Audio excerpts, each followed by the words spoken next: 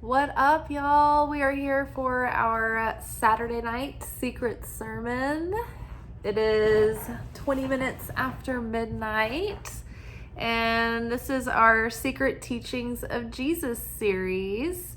You can find the Secret Teachings of Jesus playlist on my channel, Light, Love, Magic. You'll find it there when you go subscribe. Subscribe to my channel. So Secret Teachings of Jesus got started because I was really interested and curious about reading the Lost Gospels, and I just always found them really intriguing and really interesting. And I didn't know when I would have time to really dedicate consistently the time that I wanted to spend in it. And so I thought, well, if I make it a weekly episode, then we can all share it together, and then it'll be like an ongoing study that I stick to. And it has been so much fun, and we all love it so much. And I think that this is everyone's favorite segment of the week. So I love that. We are in the Nag Hammadi scriptures currently. These were the scrolls recovered from Nag Hammadi, Egypt. If I'm not mistaken, I think they were found maybe in the 20s, but I might be wrong about that. I might be dead wrong. Don't quote me, but you can look those kinds of details up yourself. I'm also interested in the Dead Sea Scrolls. I just haven't gotten over there yet. I mean, we still have look how much of this book. We have so much. We've covered the Secret Book of James so far in our adventures over the last couple of years, and we've been in the Gospel of Philip for a minute. And the Gospel of Philip has really kept us busy because every week we've just taken on one portion here. And the Gospel of Philip, instead of being like some of the other Gospels where it's like dialogue driven and you're in kind of scenes and it's conversational, this is these isolated portions of text that are really cryptic and symbolic, and there's not any context with them. And so they're really good to mull over and just meditate on. And so basically I'll come in from work on Saturday night. I'll open up the book here and I will pick out a portion that stands out to me. And this week I've been kind of going back and forth between two, and I had a hard time deciding, but I think I'm gonna go with pulling the plug. It is Putting on the Light. So this week's portion is called Putting on the Light. And I will read this out loud a couple of times. It'll start off really terrible, and then we'll get slightly better. And then we will unpack this line for line. And I will give you the downloads that I am getting as they're coming in. Okay, so here we go. Putting on light. The perfect human can neither be grasped nor seen. What is seen can be grasped. No one can obtain this grace without putting on perfect light and becoming perfect light. Whoever puts on light will enter the place of rest. This is perfect light. This is perfect light, and we must become perfect humans before we leave the world. Whoever obtains everything but does not separate from this world will not be able to attain that realm, but will go to the middle place, for that one is not perfect. Only Jesus knows the fate of that person. Very interesting. So let's read this again. The perfect human can neither be grasped nor seen. What is seen can be grasped. No one can obtain this grace without putting on perfect light and becoming perfect light. Whoever puts on light will enter the place of rest. This is perfect light, and we must become perfect humans before we leave the world. Whoever obtains everything but does not separate from this world will not be able to attain that realm, but will go to the middle place, for that one is not perfect. Only Jesus knows the fate of that person. Okay, so the perfect human can neither be can neither be grasped nor seen. What is seen can be grasped. So I feel like this is a way of saying that if we're on Earth, then it's impossible to see or hold a perfect human, because you cannot be physicalized in the material world if you are truly in a state of perfection. So this is like the only reason, the only purpose of us coming to a material world is to be imperfect and to go through the state of being imperfect so that we can go through the process of perfection, of becoming perfect.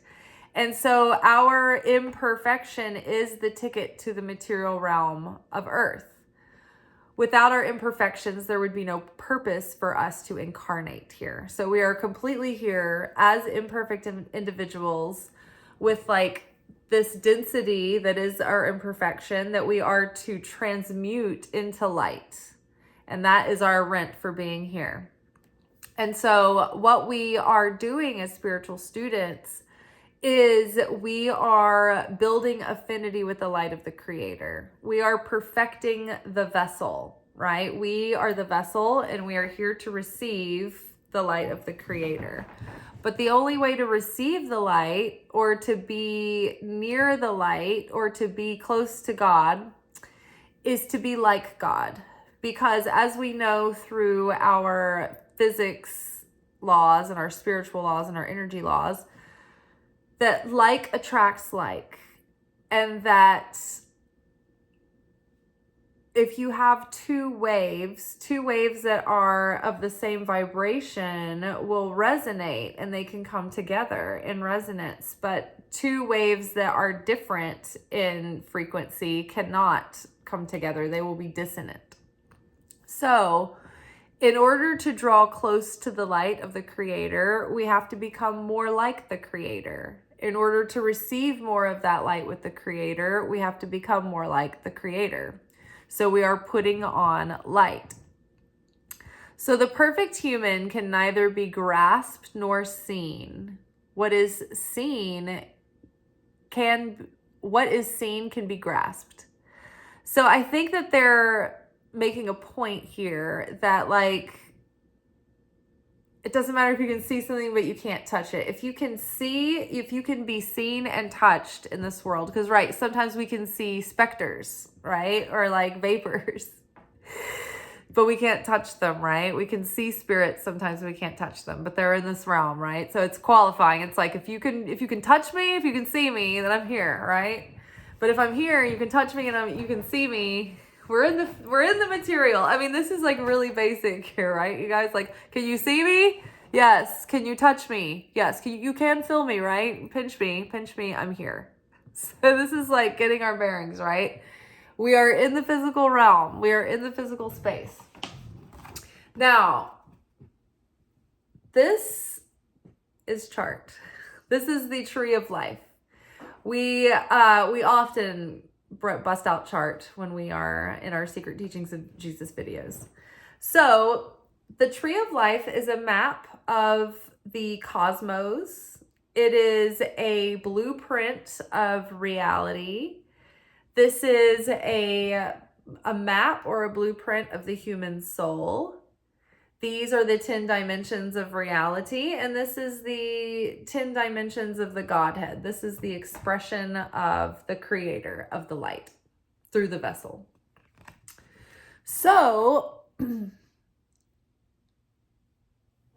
process of becoming more like the light is our journey through these dimensions, through our development of our soul and our consciousness and our connection to our spirit.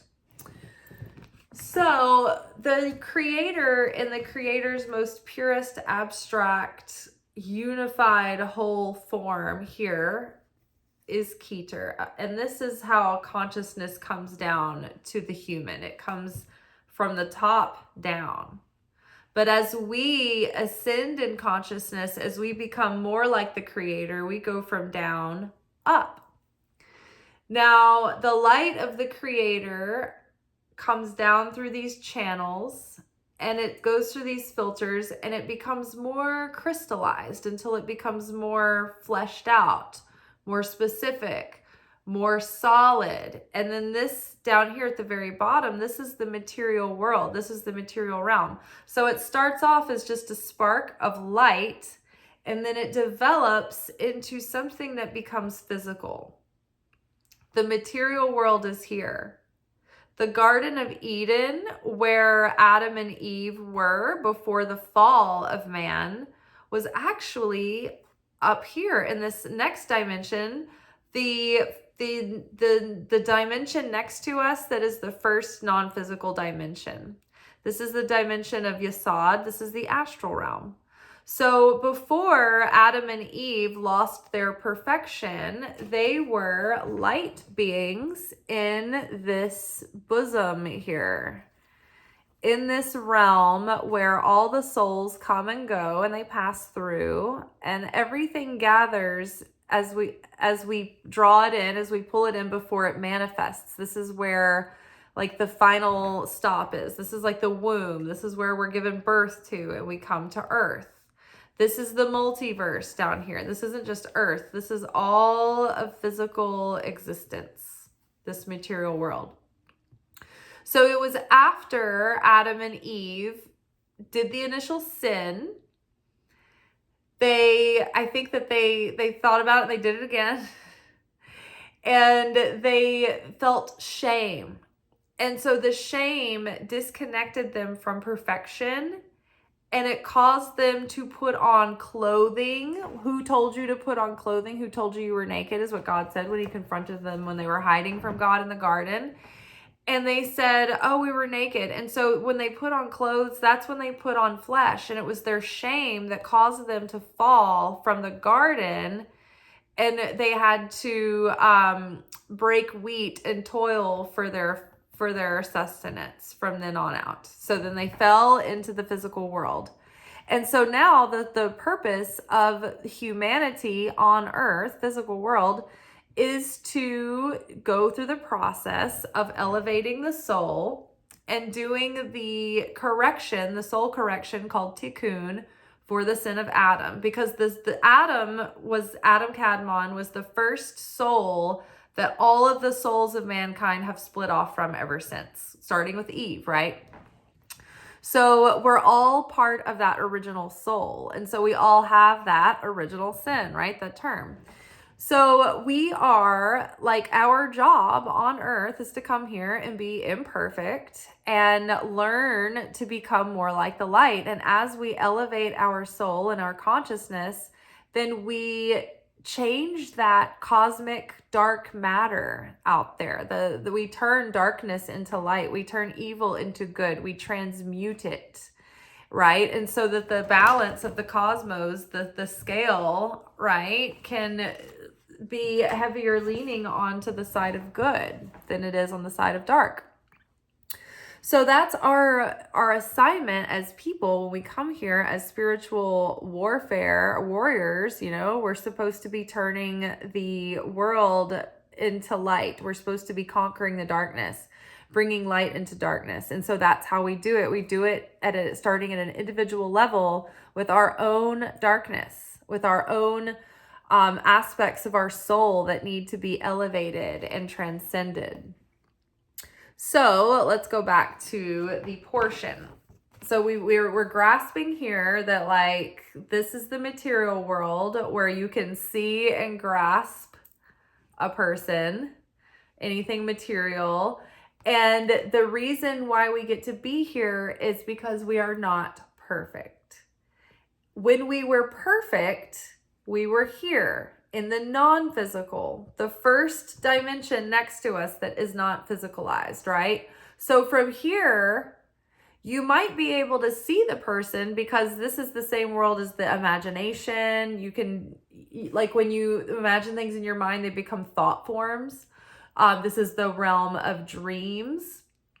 This is the realm of the light bodies. So I believe you could maybe see someone in this realm, but they might not be able to be grasped because they are not fully physical. Before Adam and Eve fell in this garden, they only had to look at the fruits and vegetables in order to receive the energy and receive the light from them. They could just see it and absorb it.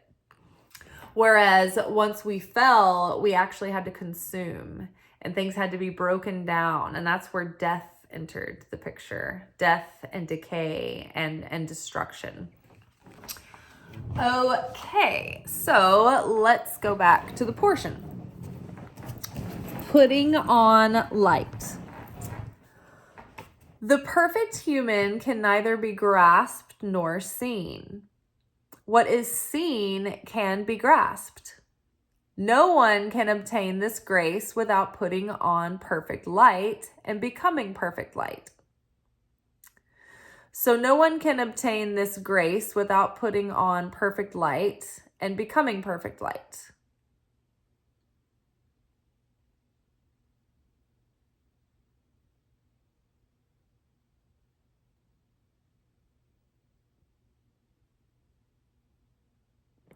No one can obtain this grace.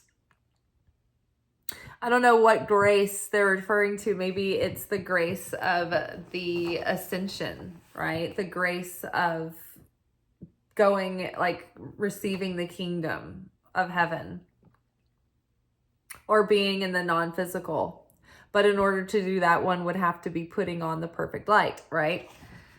And that is to be putting on that consciousness, right? When the Bible talks about wearing clothes or putting on things, taking on, like carrying my yoke, wearing my yoke, putting on these clothes, it's talking about your consciousness, your belief. Like, what kind of consciousness do you have? What kind of beliefs, what kind of faith do you have?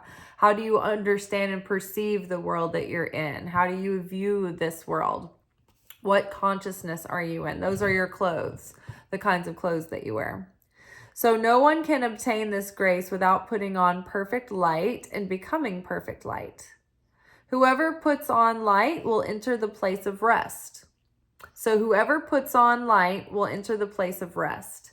Meaning, when we put on light, this means that we take on the consciousness of the light of the Creator. We adopt the consciousness of the light of the Creator. We try to mold and shape our consciousness to be like that of the consciousness of the Creator. The Creator is the cause, not the effect. So we are trying to be more like the cause and not the effect. So we have to be more certain and decisive and not so affected by everything and fearful and taking action out of reactive state of fear and scarcity and doubt and desperation and we're trying to survive.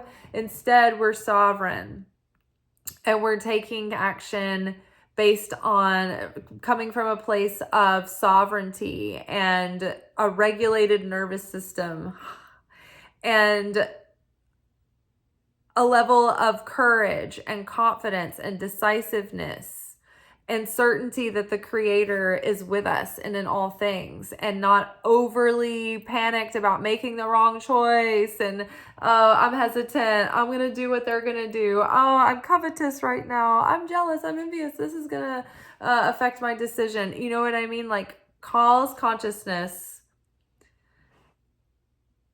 is at peace and is of one mind. And nothing is affecting that cause, right? Nothing affects God.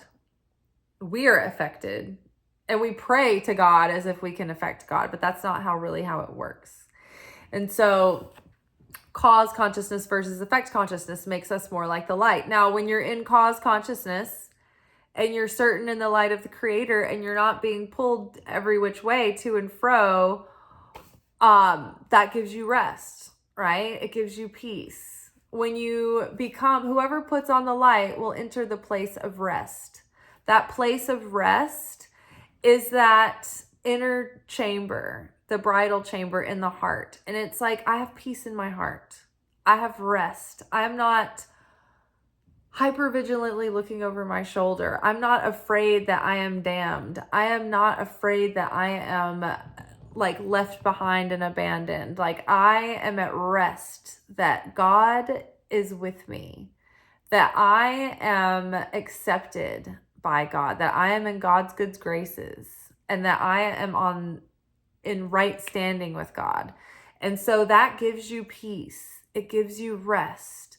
When you're certain that you can activate the power of God in any situation through your faith and through your certainty and through your confidence in that, then you're at rest.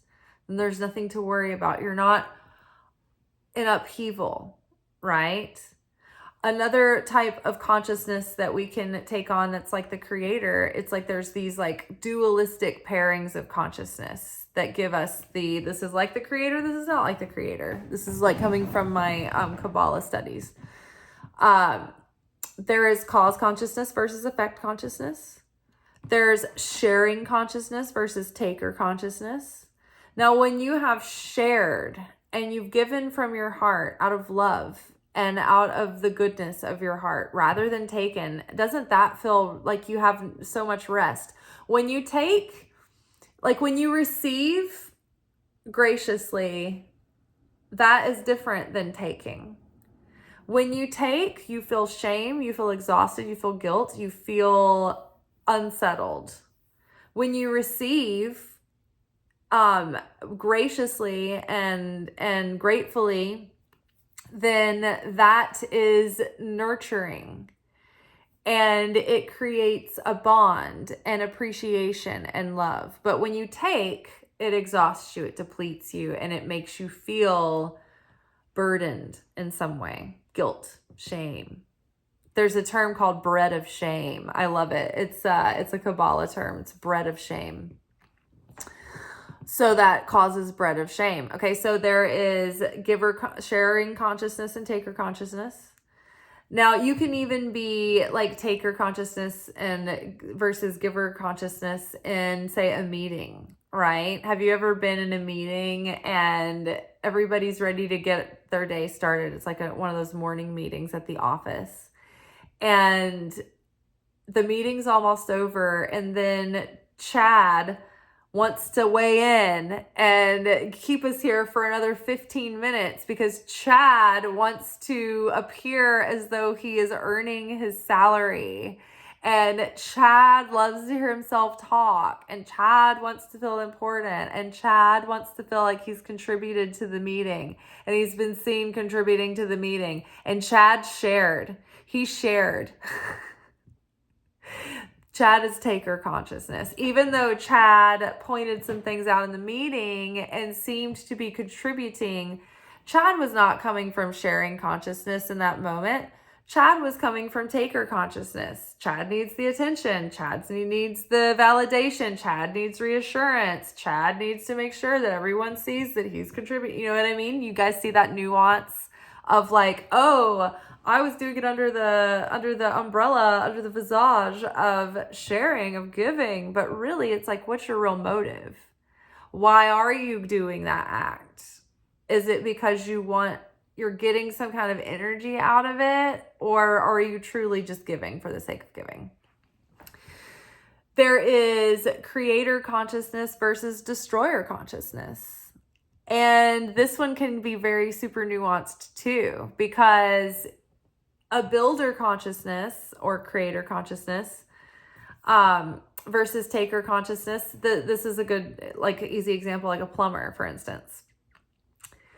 In order for a plumber to hope that they have business, it almost implies that someone needs to be suffering misfortune, like their plumbing has gone wrong, right? And so a plumber, you can't blame a plumber for wanting to have, a lot of business, a lot of work, right? But the plumber is coming at it from a destroyer consciousness. So I hope everybody's pipes burst when it freezes, then I'll have a lot of work over the winter. Rather, a creator consciousness could say, oh, I need to reach out to some real estate developers. I want all these new homes to have reliable, high quality plumbing, right? The difference.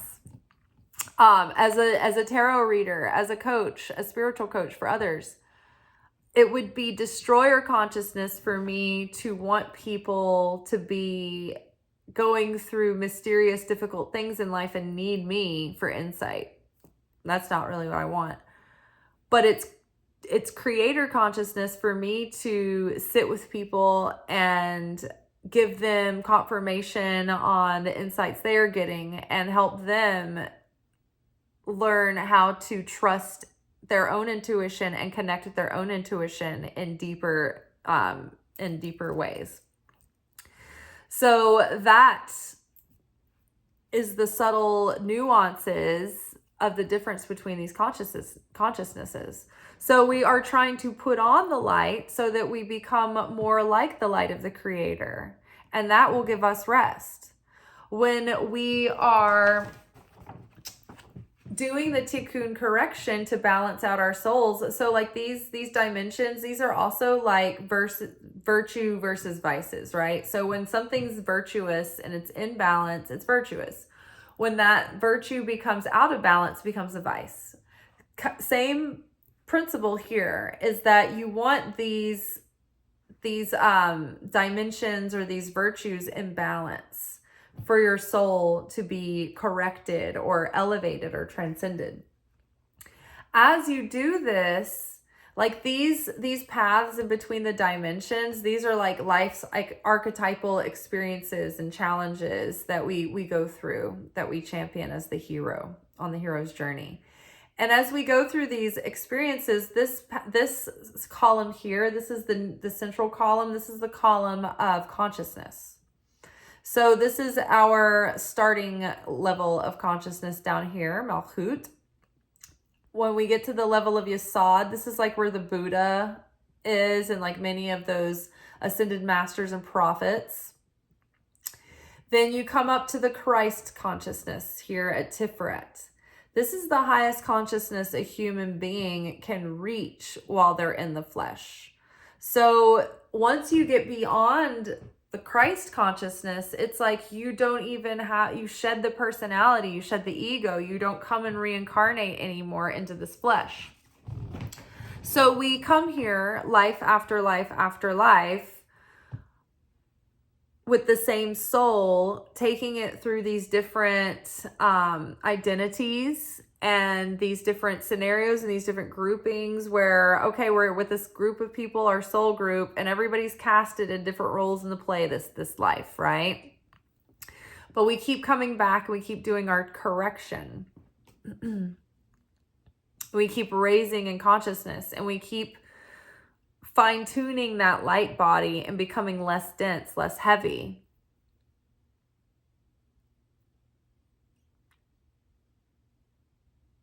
So the perfect human can neither be grasped nor seen.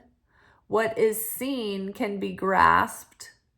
No one can obtain this grace without putting on perfect light and becoming perfect light. Whoever puts on light will enter this place of rest.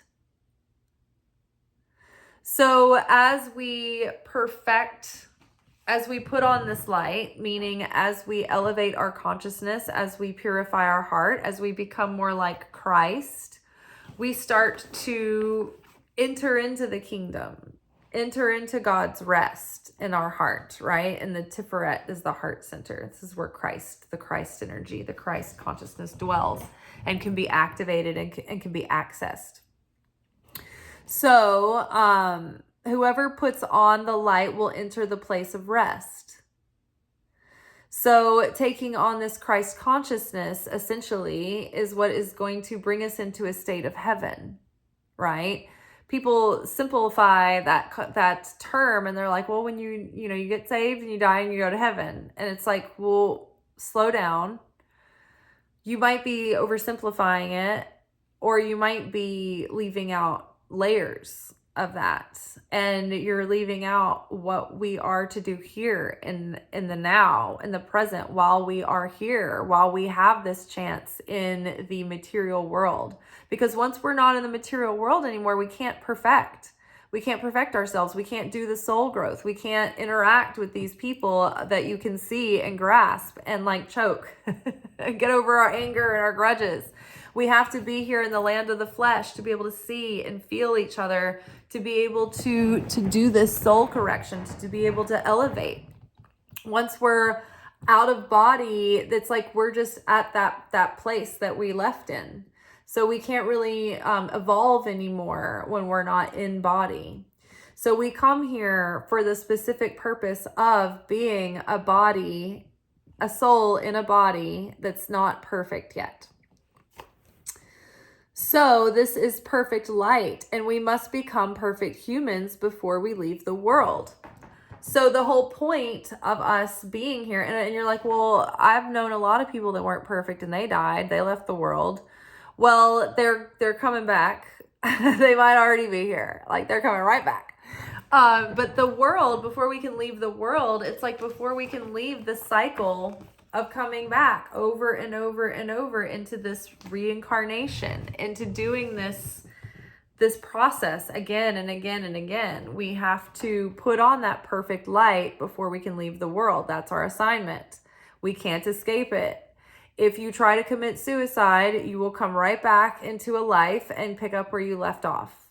That's the worst part of it. It's like you try to put an end to the things that you can't deal with here on earth. It's like all too much. And then it's like you wake up and you're like, I'm back in the same scenario. Because you have to face these things. You have to correct them. You have to get past them. You have to face the fears and overcome yourself. And if you don't do it, then you'll have to do it anyway. It's like you can't escape it. You can't get away from yourself. It's like people who love moving, when they're ready for, like, when they don't like what's happening in the city that they live in, they're like, oh, I'm just going to move. And it's like, you know what? You're going to be there when you move. The reason why you keep moving everywhere is that you're running away from yourself. And you are always there when you get there. And that's why the same scenario adds up and plays out again. And you're like, oh, I've got to move. And like, there are people that do that. Now, there are people that just like to go different places and they're attracted to different places. There's always room for different scenarios, but many times is the case. So just like the human beings, like, we can't get away from ourselves no matter what we do. So we might as well get comfortable with it. So this is perfect light, and we must become perfect humans before we leave the world. So yeah, before we can get out of the prison dimension, is what, it's referred to, we have to do this work. We can't avoid it. We have to take on this light. We have to take on this yoke of elevating the soul and awakening. And I mean, oh my gosh, to think about it going to waste. Last week we had the portion called Know Thyself. And I think one thing that struck me after the video was already over, and I didn't get to say this, but it's like, have you ever dated someone that when you're about to break up, you realize that they never truly appreciated you? Like, maybe they never even got your humor, and they don't get your jokes or your references, and they don't see your deep inherent value, and they didn't see all the amazing qualities that you brought to the table, how courageous and hardworking you were, how loyal and faithful and dependable you were, how sweet or thoughtful, or how whimsical and full of life and full of fun you were. Like, they didn't see it. And then you, at the end of the relationship, you're seeing that they didn't see it. And then you feel like, oh man, boy, have I gone to waste on this person. Like, they didn't even appreciate me. And that's like, we need to fully appreciate ourselves while we're here, while we have the chance. The way that we hope somebody else does. Like, we're the first people that need to wake up and be like, do we know what we have here? This is precious. I'm amazing. I mean, like, we need to really appreciate ourselves. And if we don't ever take the time to get to know ourselves, it's like we're just taking ourselves for granted. And then we're wasting all this time in this physicality where we get to be physically manifested, and we get to try to transcend our darkness and our pettiness and our smallness and our fears. And we get to touch people and grasp them and see them and hug them and kiss them. And we get to eat food, and we get to wear clothes, and we get to pick flowers and go on walks. Like, that doesn't happen when you're not in the physical. And the only reason we get to be here is because we're imperfect, right? Because we're not perfect light. Once we're perfect light, there's no reason for us to be here. We don't have a ticket to Earth anymore. And the more perfect we get, it's like the more that we shed our layers of the soul that makes us uniquely us. And we start to become more absorbed back into the all that is, and into the unified oneness until we are no more, right? So if you go up past the Christ consciousness, you're getting into that territory where you're losing all of your ego and all of your individuality, and you're completely reabsorbed until you are no longer. You're just part of the light again. And so the perfection, it's like I can feel us all being like, it's like, don't worry, we're far from perfect. So we're safe. We're not going to be absorbed back into the vacuum of the light yet. Let's see. So this is perfect light, and we must become perfect humans before we leave the world. Whoever obtains everything but does not separate from this world will not be able to attain that realm, but will go to the middle place, for that one is not perfect. Now this, I'm like wondering what they're referring to, if they're referring to limbo. Because it's like saying, okay, so if a person, whoever obtains everything, like, okay, you're in body, you've obtained everything. You've awakened. You've like fully self-actualized on earth, but you're not willing to like let go of the materiality, of the humanness, of the ego, of the physicality of it. Then you're still attached to that material realm by choice. And so at that point, maybe that puts you into limbo. I remember one time when I was little, I asked my mom what happened to people before Jesus came to earth. Like, why did they not go to heaven? Back to, is heaven a place? Is it both a dimension that we can go to at some point and a state of mind? Is it just a state of mind and consciousness and being? Or is this a dimension that we can live in that is not here in the physical? All of these questions. But I remember she said they went to a place. She said, I remember reading once about a place called Abraham's bosom. So I guess that's kind of like a limbo. And I guess that would be the same place that like unbaptized like infants would go to and things like that. So yeah, there are many mysteries that lie beyond this physical realm. And the book, the Pistis Sophia, like starts to like talk about the other realms, or at least references them. And the Pistis Sophia to me would make the most amazing movie. Like what we can do now with like action and CGI and getting far out there and like crazy, like almost unimaginable like scenarios, being able to project those on screen. Like this would be the most far out, trippy, crazy, like beyond the Marvel movies. Like it would be so intense, so crazy. I wish it would happen. Like I think that'd be the coolest thing.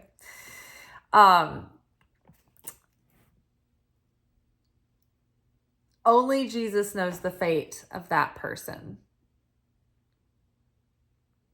Whoever obtains everything but does not separate from this world will not be able to attain that realm, but will go to the middle place.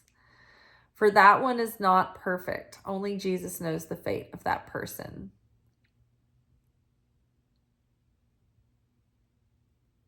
Yeah, I don't know. I guess at some point we have to be willing to let go of the body, to let go of the material world, to not hold that more precious than the cargo within, than the soul, than the spirit. And so, you know, we do have a choice. It's our free will about whether or not we want to become saved, and what we believe, and, you know, what we want to happen to our soul. You know, is it's really, it's left on us to take up that light and decide, okay, am I gonna work on my soul and elevate it so that I can keep moving towards the light, you know, or am I gonna stay in darkness and keep my head under the rug and just see what happens, you know, and take that risk? But I don't know, it just seems like our natural inclination is to come here and to lean in to goodness, is to lean into growth. It's like when someone's gone off and wrong, you know, they don't want that. They just want to like atrophy and stay in their darkness. But I think that that's not the, I think that's the exception to the rule, and not the most common part of, you know. And that's not true either, because our flesh consciousness loves to be lazy. It loves to be fearful. Its natural inclination is to sit still. So it's our divine nature that awakens that flesh to be able to motivate it towards the light, the higher aims. So let's read the portion one last time, a couple of times through, and I think we're out of here. Putting on light. The perfect human can neither be grasped nor seen. What is seen can be grasped. No one can obtain this grace without putting on perfect light and becoming perfect light. Wait, hold on, let me say that again. No one can obtain this grace without putting on perfect light and becoming perfect light. Whoever puts on light will enter this place of rest. This is perfect light, and we must become perfect humans before we leave the world. Whoever obtains everything but does not separate from this world will not be able to attain that realm, but will go to the middle place. For that one is not perfect, and only Jesus knows the fate of that person. We'll say it one more time, and then I think we're done. I just want to emphasize another time that, like, by putting on the light, by doing the work to awaken the soul and the spirit, and to awaken the consciousness, and to become more like the light, and to become more like Jesus, it does give us rest. It does give us peace. It does give us a sense of bliss and fulfillment and satisfaction.